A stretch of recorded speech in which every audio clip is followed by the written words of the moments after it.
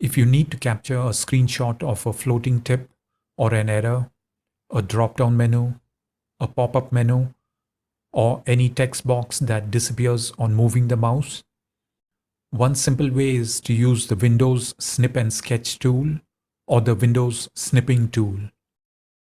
The Snip and Sketch tool has the following delay options: snip after 3 seconds and snip after 10 seconds. And the Snipping tool has 5 delay options.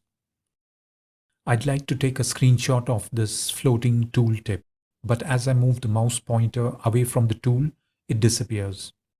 So what I can do is open the Snip and Sketch tool and select the Snip in 3 seconds option, and then quickly move to Windows Explorer and place the mouse pointer over the Item Checkboxes option.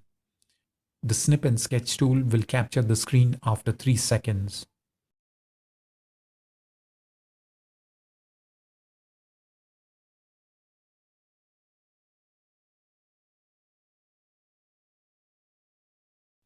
And then I can click on Save As and save the screenshot to any location.